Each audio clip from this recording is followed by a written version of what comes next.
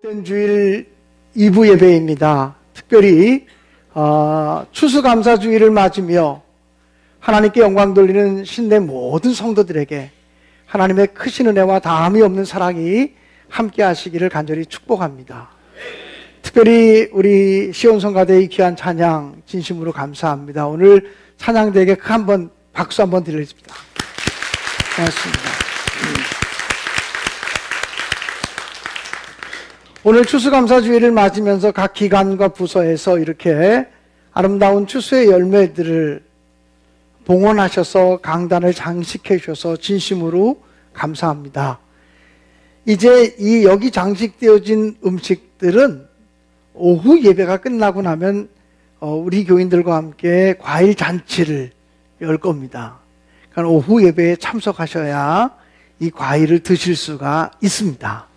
그리고 남은 과일들은 또 우리가 사랑으로 나눌 수 있는 곳에 나누도록 그렇게 하겠습니다. 추수감사절이라고 하는 것은 성경적으로 찾아보면 성경에 수장절이라고 하는 명절이 있습니다. 곡식을 거두어서 저장한 후에 드리는 제사가 수장절인데 오늘날로 말하면 이것이 추수감사절이라고 이야기할 수도 있습니다.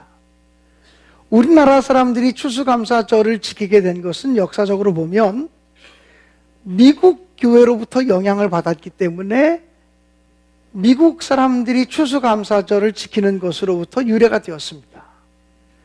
1620년경 신앙의 자유를 찾아서 개신교인들이 네덜란드로 이주를 했습니다. 그리고 그 네덜란드에서 신앙의 자유가 있는 신대륙을 찾아가기 위해서 7년 동안 준비하며 배를 구입했습니다. 그래서 구입한 배가 메이플라워호입니다. 그 배를 타고 102명의 청교도들이 신대륙, 아메리카 대륙을 향해서 항해를 했습니다. 60여일 동안의 항해를 마친 후에 신대륙에 도착해서 신앙생활을 시작하게 됩니다. 신대륙에 오면 모든 것들이 다 구비되고 좋을 줄 알았는데 실제 신대륙에 와보니까 음식도 안 맞고 기후도 안 맞고 풍토병이 찾아오고 먹을 것은 없고 그래서 1년이 지났을 때 그들 가운데 절반 정도가 이미 죽음을 맞이하게 됩니다. 그리고 신대륙에 왔을 때 어떤 농사를 져야 될지 몰랐는데 인디언들의 도움을 통해서 옥수수 농사를 짓게 됩니다. 그리고 1년이 지난 다음에 추수의 열매를 거두어서 이미 자기들 102명 가운데 절반가량이 죽음을 맞이했지만 1년 동안 하나님이 지켜주신 은혜를 기억하고 감사하면서 자기들을 도와줬던 인디언들을 초청해서 감사의 예배를 드렸던 것이 추수감사절의 기원입니다. 그리고 나서 미국에서는 11월 셋째 주일 목요일을 추수감사절로 정하게 되고 국가적인 공휴일로 선포하게 됩니다. 미국 선교사들에 의해서 한국의 개신교 복음이 전파되었기 때문에 한국교회는 전통적으로 11월 셋째 주일을 추수감사주일로 정하여 지켰습니다. 그런데 각 나라를 보면 독일도 그렇고 캐나다도 그렇고 모든 나라가 다 추수하고 드리는 감사의 예배가 있지만 시기와 절기는 다 다릅니다. 왜냐하면 자기 나라의 기후에 맞게 열매를 거둔 다음에 드리는 예배이고 제사이기 때문입니다. 금년부터 저희 교회는 11월 첫째 주일을 추수감사주일로 정하여 지킵니다. 11월 셋째쯤 되어가지고 넓은 들에 익은 곡식 황금 물결 뒤치며 이 찬양을 부르면 뭔가 안 맞는 것 같다는 생각이 듭니다. 그래서 10월 말 정도까지 추수가 다 이루어지고 11월 초에 우리가 추수의 열매를 가지고 하나님께 예배하는 것이 좋겠다 이런 마음이 들어서 11월 첫째 주일을 추수감사주일로 정하여 지키는 것입니다. 이것은 교회력에 정해진 절기가 아니기 때문에 날짜를 추석으로 드리든 또 교회가 날짜를 정해서 드려도 아무 문제가 없는 그러한 감사절 예배라고 생각이 되어집니다. 추수감사절을 준비하면서 제 마음속에 하나님께서 우리 교인들에게 어떤 말씀을 주시면 좋겠는가, 하나님은 우리 신내교인들에게 어떤 말씀을 주시기를 원하십니까 하고 기도하며 묵상을 했습니다. 또 전 교인 전 가족 특별 새벽 기도회를 준비하고 있기 때문에 그런 준비 기도와 함께 추수감사절에 주실 말씀을 사모했습니다. 근데 하나님께서 제 마음속에 골로새서 4장 2절의 말씀을 강하게 허락해 주셨습니다. 기도를 계속하고 기도에 감사함으로 깨어 있으라고 하는 말씀입니다. 아주 간단하죠? 기도를 계속하고 기도에 감사함으로 깨어 있으라. 지금 여러분이 다 외울 수 있습니다. 지금 다 암송할 수 있습니다. 기도를 계속하고 기도에 감사함으로 깨어 있으라. 한번 같이 해볼까요? 시작. 기도를 계속하고 기도에 감사함으로 깨어 있으라. 대단한 머리를 가지고 계신 신내교인들, 성경 한 구절을 지금 통째로 외웠어요. 기도를 계속하고 기도에 감사함으로 깨어 있으라고 하는 말씀입니다. 여러분, 왜 우리가 기도를 계속해야 합니까? 기도가 바로 생명줄이기 때문에 그렇습니다. 우리가 성경을 보면 기도할 때 기적의 역사가 나타나고, 기도할 때 생명 구원의 역사가 나타나고, 기도할 때 도저히 넘을 수 없었던 장애물들이 극복되는 놀라운 사건들이 수도 없이 많이 기록되어져 있습니다. 히스기야 왕의 눈물과 통곡으로 기도할 때 하나님은 히스기야 왕의 생명을 15년 연장시켜 주셨습니다. 예수님께서 기도하시니 귀신과 사탄에게 메어져 있던 악한 영의 지배를 받던 사람에게 귀신이 떠나가고 온전한 정신을 되찾고 회복되어진 역사가 기록되어져 있습니다. 모세가 이스라엘 백성들을 이끌고 출애굽할 때 수도 없이 많은 장애물들을 만났지만 장애물들을 만날 때마다 하나님께 기도하면 홍해바다가 갈라지고 반석에서 물이 나고 쓴물이 단물이 되어지고 자기들의 힘으로 도무지 이길 수 없는 아말렉과 같은 강력한 대적들을 물리치게 되는 놀라운 역사가 일어났다고 성경은 기록하고 있습니다. 그뿐 아닙니다. 여러분, 요나와 같은 사람은 하나님 명령에 불순종해서 하나님이 니느웨로 가라고 했는데 니느웨로 가지 않고 다시스로 가는 배를 탔다가 큰 풍랑을 만나게 되고 급기야는 큰 물고기 뱃속에 들어가게 됩니다. 근데 물고기 뱃속에 들어가서 죽을 수밖에 없는 위기 속에서도 그 물고기 뱃속에서 하나님의 성전을 사모하며 기도하니 하나님께서 물고기에게 명령하셔서 요나를 무트로 토해내게 하시고 요나로 하여금 다시 사명을 감당하게 하시는 놀라운 역사들이 성경에 기록되어져 있습니다. 사랑하는 성도 여러분, 기도하면 죽은 자가 살아나고 기도하면 못 고칠 질병이 떠나가기도 하고 기도하면 내 앞에 있는 무서운 장벽들이 무너지기도 하고 우리 힘으로 이길 수 없는 적들을 이기게도 되는 놀라운 역사가 나타났습니다.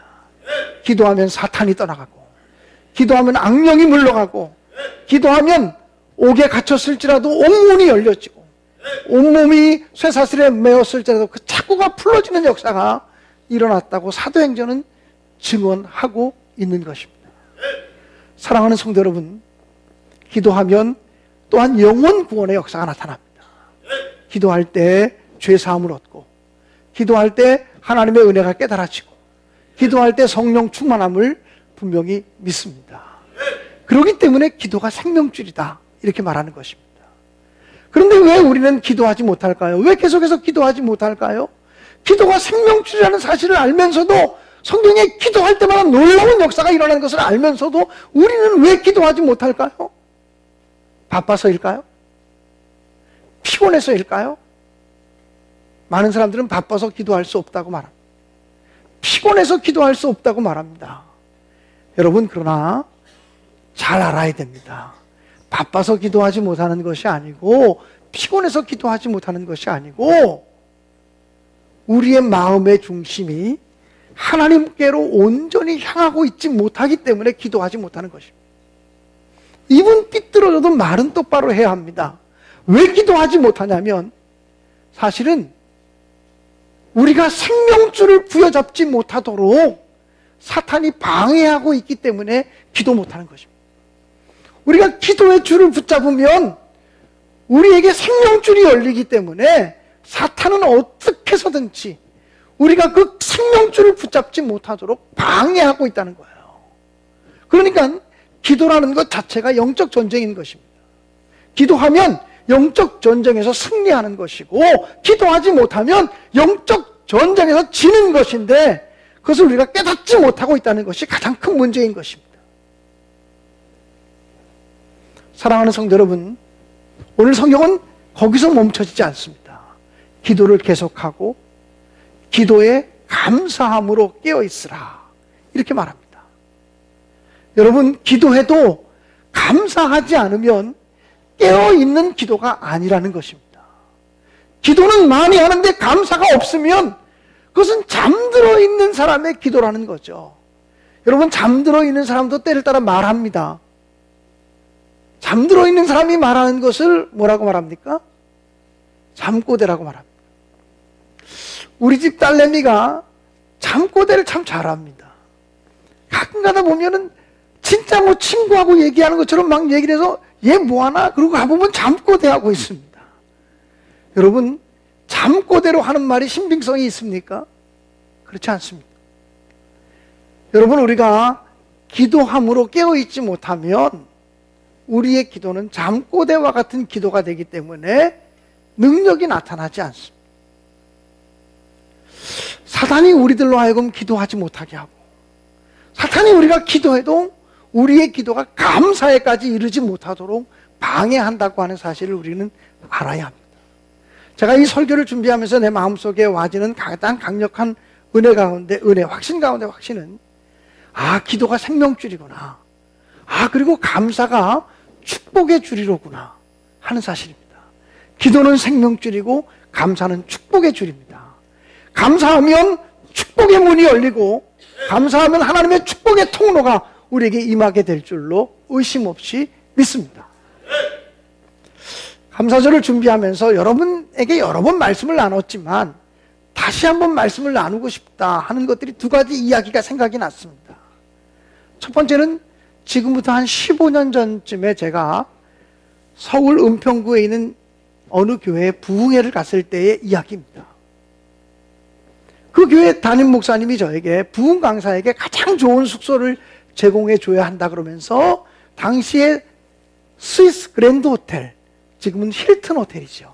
힐튼 호텔 스위트룸에다가 숙소를 잡아주었습니다.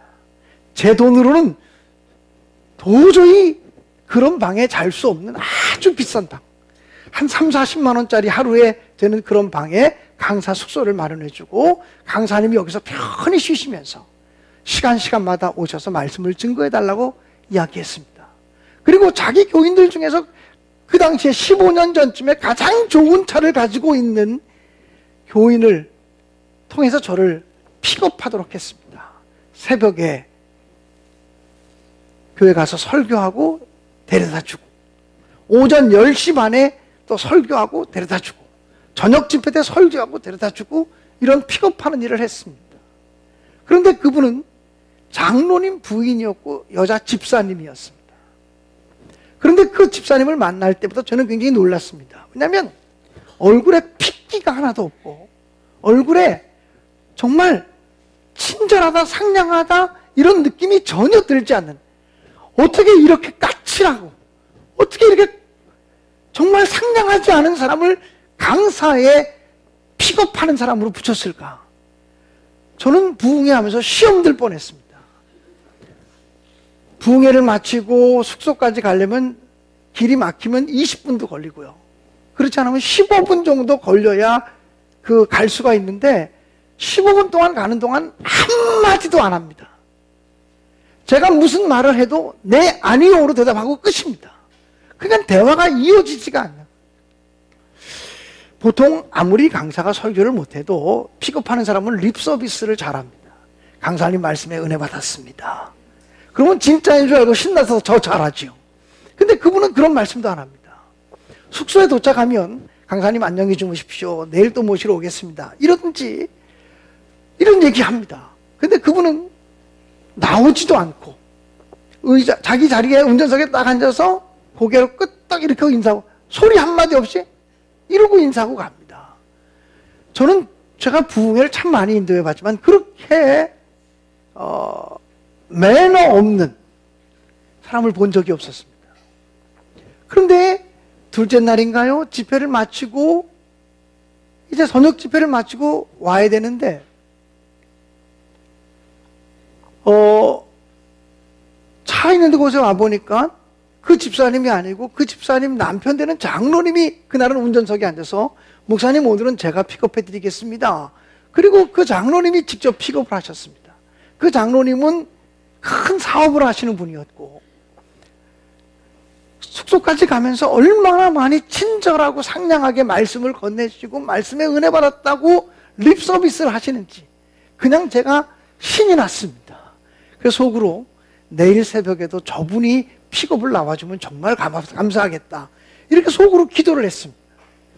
그 다음날 새벽에 새벽 기도를 인도하기 위해서 호텔 로비로 나갔는데 제가 기대했던 그 장로님이 안 오시고 그 부인되는 집사님이 저를 모시러 왔어요.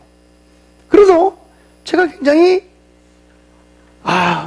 좀 실망스럽다. 그 장로님이 왔으면 좋았을 거 그런 마음으로 나가는데 그 집사님이 저를 보자마자 화사하게 웃으시면서 목사님 안녕하셨냐고 강사님 안녕히 주무셨냐고 어제 춥지는 않으셨냐고 숙소가 불편하지는 않으셨냐고 이렇게 얘기하는데 갑자기 호들갑스러운 아줌마로 변한 거예요. 딴 여자가 온 줄 알았어요. 근데 그분이요 그렇게 호들갑스럽게 차를 몰고 가면서 저한테 그 얘기를 해요. 강사님 제가 갑자기 변해서 잘 적응이 안 되시죠? 이해가 안 되시죠? 네. 뭐 거짓말 할 수는 없잖아. 네. 그랬더니 교회까지 가는 동안에 제 간증을 조금 해도 되겠냐고. 자기는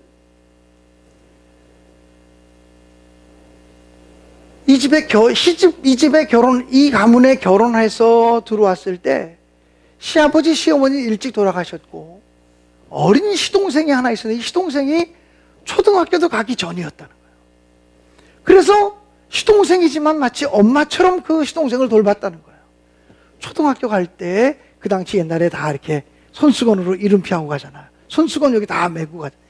그런 거 다 매주고 가방 사주고 신발 사주고 소풍 갈 때 따라가주고 학부모 면담 있을 때 자기가 가서 다 면담해주고 당시에 그 중학교도 시험일 때 중학교 시험 볼 때 따라가고 고등학교 시험 볼 때 따라가고 대학교 시험 볼 때 따라가고 군대 갈 때 면회가지고 다 그렇게 엄마 노릇했다는 거예요.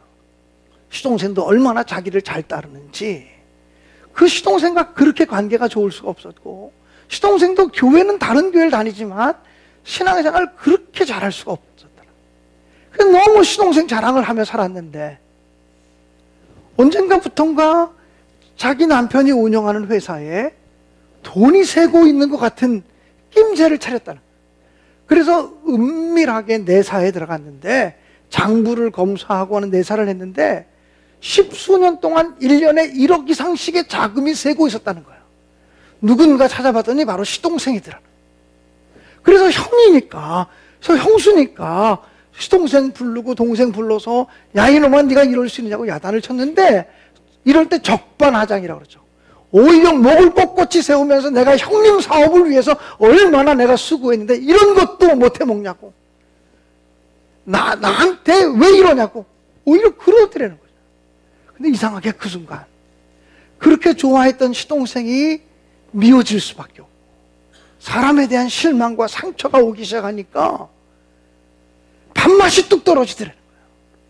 우리가 기분 나쁘고 속상한 일 하면 밥맛이 뚝 떨어지잖아요. 밥맛 떨어져. 그 얘기 들으니까 밥맛 떨어져 그럴 수 있잖아요. 그런데 그 밥맛 떨어진 게 하루 이틀에 끝나면 좋겠는데 8개월 동안 밥을 먹고 싶고 음식을 먹고 싶은 욕구가 요만큼도 안 들어서 8개월 동안 한 끼도 제대로 먹어본 적이 없대요. 또 사람에 대한 미움이 찾아오니까, 실망이 찾아오니까 우울증이 찾아왔는데 8개월 동안 하루에 1시간도 붙여서 잠을 자본 적이 없다는, 깊은 우울증에 빠져가지고 8개월이 지나고 나니까 몸무게가 10kg 이상이 빠졌다는 거예요.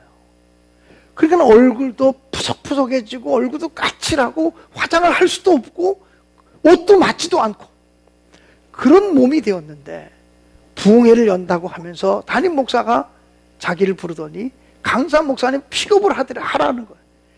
난 그럴 수 없다고, 지금 내가 병자인데 어떻게 픽업하냐 그랬더니, 그래도 우리 교회에서 제일 좋은 차를 가지고 계신 분이 장로님이니까 장로님 부인이 그걸 하라고, 장로님 바빠서 못하니까 장로님 부인이 픽업하시라고. 근데 이분이 기본적으로 목사님께 순종하려고 하는 의지는 있었던 분인 것 같아요. 그래서 내가 병들어서 아파서 못한다 그랬더니 담임 목사님이 정 힘들면 픽업해 놓고, 당신 집이 교회에서부터 50m도 안 떨어져 있으니까 픽업, 강사님 픽업만 해놓고 집에 가서 쉬다가 다시 와서 또 픽업하시고 그래도 좋다고. 그래서 알겠다고 그러고는 첫날 강사님을 만나보니 강사님도 키도 작고 얼굴도 까무잡잡하고 도무지 이런 분 통해서 은혜 받을 것 같지가 않더라는 거죠. 그 강사가 여러분 죄송하지만 접니다. 그래서 이분이 저를 이렇게 픽업해주고 가면서 전혀 은혜를 받을 생각도 은혜 받을 마음이 없는 거죠. 둘째 날 저녁인가 설교를 하는데, 그날도 아마 그분이 저를 픽업해놓고 집에 가서 쉬고 있었던 거예요. 그리고는 이제 끝날 때쯤 설교 끝날 때쯤 됐겠지. 그리고 뒤에 와서 맨 뒷자리에 이렇게 앉아 있었던 거죠. 그런데 강사 목사님의 마지막 설교가 감사하라고, 감사해야 하나님이 도우신다고, 감사의 조건을 찾으시라고 이러면서 제가 설교를 했대요. 근데 그 순간 성령이 하시는 일이죠. 설교는 제가 해도 성도들의 마음을 감동하는 건 성령께서 하시는 거, 성도들의 마음의 문을 두드리는 것은 성령께서 하시는 거거든요. 이게 제가 하는 일이 아니거든요. 제가 그렇게 설교하는 순간에 커다란 망치로다 머리를 꽝 때리는 것 같더라는 거예요. 그러면서 순간적으로 내가 감사할 게 얼마나 많은 사람인데, 감사할 일이 얼마나 많은 사람인데 지금 속상한 일, 원통한 일, 실망한 일, 상처받은 일, 이것만 붙들고 내가 이렇게 힘들게 살아가고 있나. 시동생이 1년에 1억씩 이상 10수년을 해먹었어도 남편의 사업은 계속 성장하지 않았느냐. 우리 사업은 계속 승승장구하고 해외 지사까지 많이 두지 않았느냐. 이런 생각이 드니까 감사한 것도 너무너무 많다는 확신이 들더라. 그래서 하나님께 감사하기 시작했대요. 하나님 감사하게 해달라고 기도하기 시작했대요. 기도를 열심히 하고 있는데 남편이 툭 치면서 강사님 픽업해야지. 나 조금만 더 기도하고. 그랬더니 알았어 기도해. 그리고는 자기 남편이 와서 저를 픽업해 준 거죠. 근데 한 30분쯤 콧물을 흘리면서 기도하는데 갑자기 배에서 꼬르륵 소리가 나면서 8개월 만에 처음으로 배가 고프다는 느낌을 받았다는 거예요. 그래서 더 이상 배가 고파서 기도할 수가 없어서 기도를 멈추고 집으로 달려가서 냉장고 보니까 찬밥이 한 그릇 있고 깍두기 국물이 있길래 깍두기 국물에 찬밥 말아가지고 한 밥을 먹는데 그렇게 밥이 꿀맛일 수가 없대. 8개월 동안 제대로 먹지 못하다 그게 얼마나 꿀맛이겠어요? 그리고 나서 샤워하고서 잠을 잤는데 8개월 만에 처음으로 6시간을 붙여서 잠을 잤다는 거예요. 6시간을 붙여서 잠을 자고 나서 일어나 보니까 새벽이더래. 그리고 나서 보니까 세상이 새로워 보이더래. 세상이 달라 보이더래. 세상이 자기를 위해 있는 것 같더래. 그래서 자기가 갑자기 이렇게 수다쟁이가 됐다고 그렇게 얘기하는 것이었어요. 저는 깨달았습니다. 감사하면 질병이 치유되는구나. 감사하면 우울증이 떠나는 거구나. 감사하면 우리 마음속의 모든 상처를 극복할 수 있구나. 감사하지 않기 때문에 우리가 우울증에 시달리고 감사하지 않기 때문에 질병에 시달리는 경우들이 얼마나 많은가. 사랑하는 여러분, 자기 자신을 위해서라도 감사의 조건을 찾아내서 감사하는 믿음의 사람이 되시기를 간절히 바랍니다. 근데 이게 내 마음대로 안 돼요. 내가 감사해야지 한다고 감사가 되는 게 아니라 성령께서 우리 마음을 감동해 주셔야만 감사가 돼요. 제가 이것도 간증했던 이야기인데 두 번째 이야기입니다. 제가 석관제일교회에서 목회할 때 성전을 건축하게 됐어요. 성전 건축비가 하나도 없는데 그 시기에 성전을 건축해야 되는데 돈이 없는 거예요. 그래 교인들이 마음을 모아서 성전을 건축하자고 다 결정했는데 원로 장로님 중에 한 분이 찾아오셔서 무슨 돈을 가지고 건축하려고 그러냐고. 제가 그래서 얘기했어요. 기도하면서 믿음으로 하시자고. 근데 그분이 정색을 하면서 저한테 얘기하기를, 목사님 믿음 빼고 하나님 빼고 얘기해 봅시다. 건축을 할 수 있겠는지 없겠는지. 그래서 제가 아니 목사 보고 장로님이 찾아와서 믿음 빼고 하나님 빼고 얘기하자 그러면 저가 무슨 얘기를 하겠습니까? 저는 더 이상 얘기하고 싶지 않습니다. 그리고 그분과 대화를 중단했어요. 근데 그때부터 조직적으로 성전 건축을 방해하기 시작하는데 너무 힘든 일들을 경험한 거예요. 근데 그 시기에 제가 태국과 캄보디아에 가서 영성훈련, 트레스티아스라고 하는 영성훈련을 하면서 선교사들을 훈련시키기로 작정이 돼서 제가 영적 지도자로서 태국과 캄보디아를 가게 되었는데, 그곳에 가서 설교하고 말씀을 증거하고 프로그램 할 때는 몰랐는데 다 마치고 숙소에 들어와서 교회를 생각하며 기도하기 시작하면 그때부터 가슴이 두근두근거리고 갑자기 숨이 안 쉬어지는 거예요. 여러분, 시집살이 많이 한 사람들이 앓는 병이 있습니다. 무슨 병입니까? 예? 우라병이라고 합니다. 화병이죠. 여러분, 시집살이 많이 한 그 며느리들만 우라병이 걸리는 게 아니라 목사님들도 우라병 많이 걸립니다. 목사를 하려면 잘 참아야 되기 때문에 그렇습니다. 저도 참는 데는 좀 이골이 나 있는 사람입니다. 그러니까 참고 또 참고 또 참고 하고 싶은 말 안 하고 그러다 보니까 제가 우라병이 걸린 거예요. 화병이 걸린 거예요. 이게 왜 자꾸 돌아가냐. 그래서 화병이 걸린 거죠. 숨이 안 쉬어지는 거예요. 혹시 여기서 화병 걸려본 사람 있으면 제 심정을 이해할 거예요. 요즘 젊은 사람들은 모를까요? 할 말 다 하고 사니까. 요즘은 시어머니가 화병 걸리겠지. 근데 숨이 안 쉬어지는 거예요. 아무리 숨을 쉬어도 숨이 안 쉬어지고 침대를 떼굴떼굴 구르는 거예요. 혼자서. 제가 스피리추얼 리더, 영적 지도자라고 저는 호텔에서 방 한 칸을 줘가지고 다른 두 사람하고 혼자 자고 있는데, 혼자 자는데 숨이 안 쉬어지니까 너무 힘들더라고요. 근데 감사한 것은요, 그때 내 마음속 깊은 곳에서 감사가 솟아오르는 거예요. 감사가. 누구도 밉지 않고 누구도 싫지 않고 누구도 원망스럽지 않고, 어떤 감사가 솟아올라오냐면, 내가 성전 건축하다가 이 병 걸렸으니 지금 내가 죽으면 하나님 나라 가서 할 말이 있다. 내가 하나님 앞에 가면, 주님 앞에 가면 내가 하나님의 교회 짓다가 이 병 걸려왔습니다. 이렇게 얘기하면 그게 훈장이 될 것 같은 이런 생각이 드니까 어떻게 말로 표현할 수 없는 감사가 여기서 솟아오르는데, 내가 감사해야지 그래서 감사가 아니라 내 마음속 깊은 곳에서 주체할 수 없는 감사가 솟아오르는, 숨을 안 쉬어서 죽을 지경인데 감사합니다. 하나님 감사합니다. 하나님 감사합니다. 그리고 감사를 한 10분, 20분 계속 하다 보면 숨이 뚫리는 거예요. 그 다음 날도 마찬가지고, 그 다음 날도 마찬가지고, 그 다음 날도 마찬가지고. 얼마나 제가 감사하면 숨이 뚫려지는 경험을 했든지. 여러분, 그 병이 저를 지금 100% 저를 떠난 게 아니에요. 지금도 제가 어떤 일로 아주 굉장한 스트레스를 받게 되면 그날 잠잘 때 숨이 안 쉬어져요. 그러면 저는 이제는 해결하는 방법을 알아요. 하나님 감사합니다. 하나님 감사합니다. 하나님 감사합니다. 하나님 감사합니다라고 30번을 외치기 전에 숨이 뚫려요. 그래서 저는 이제 크게 하나도 안 두려워요. 화병 있는 사람들이요, 내 말 잘 들으시오. 감사하시면 해결됩니다. 감사하시면 물러갑니다. 근데 거기서 얘기가 끝나지 않아요. 행사를 마치고 이제 한국에 돌아왔는데 기적과 같은 일이 생겨지죠.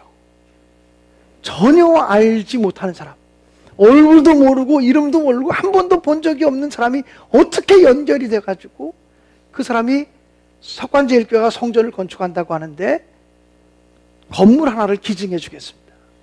부천역 앞에 있는 혜태백화점, 옛날에 지금 혜태가 부도가 났지만 19층짜리 혜태빌딩의 그 11층 전체 등기평수로 506평이었어요. 등기평수로 506평을 그냥 저희 교회에 기증해 주겠다는 거예요. 그래서 얼떨결에 도장 하나 가지고 와서 그 건물을 기증받았어요. 그 건물이 비어있는 건물이 아니에요. 금호생명이 전관을 쓰고 있었어요. 지금도 금호생명이 쓰고 있다 그래요. 최근에 알아보니까. 근데 그 금호생명에서, 아시아나 그룹 아닙니까? 금호생명에서 그 당시에 한 달에 2005년도죠. 1,900만 원씩 월세가 나왔어요. 지금은 더 나오겠죠. 여러분, 저는 그 일을 통해서 성전 건축의 어려운 고비들을 넘어서게 되었는데, 이것이 이 일들을 겪으면서 두 가지를 경험한 거예요. 깨닫는 거예요. 첫째는 뭐냐면, 아무리 성전을 건축할 때도 성전 건축보다 하나님이 더 기뻐하는 일이 한 가지 있다. 이게 뭐냐면 선교다. 선교하는 일을 할 때 하나님이 도우신다는 거 하나 하고, 두 번째는 감사할 때 하나님이 기적을 일으켜 주신다고 하는 사실을 경험하게 된 거예요. 저의 간증이죠. 감사하면 기적이 있다. 감사하면 축복의 문이 열린다. 감사하면 하나님의 은혜의 문이 열린다. 분명히 저는 믿습니다. 그렇기 때문에 여러분, 기도함으로 생명줄을 부여잡으시고 감사함으로 축복의 줄을 부여잡고 살아가시는 여러분의 인생이 되시기를 주님의 이름으로 축복합니다. 길이 막히면, 장애물이 생기면 불평하거나 원망하지 말고 기도하면서 감사하는 자리로 나가세요. 기도하면서 감사가 깨어있는 자리로 나가세요. 그러면 하나님께서 나와 여러분과 우리 교회를 통해서 놀라운 역사를 이루어 주실 줄로 믿습니다. 기도를 계속하고 기도에 감사함으로 깨어있으라. 기도하겠습니다.